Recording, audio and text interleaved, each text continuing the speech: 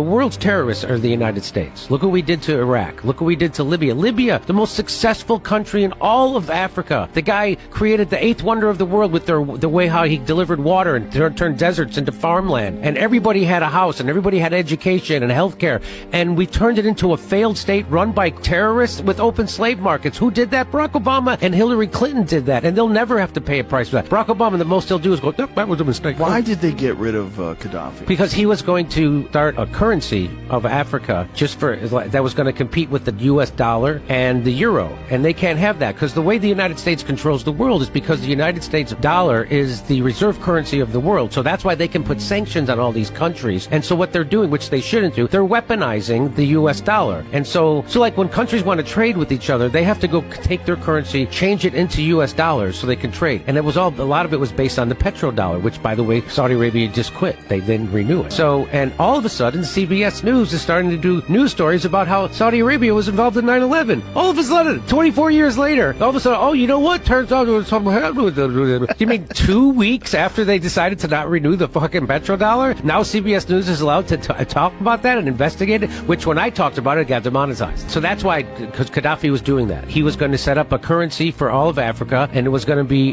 based on, have a gold standard. And so they're like, no, you're not. You're not fucking doing that. And they made up a bullshit thing like, we got to save the people. Whatever.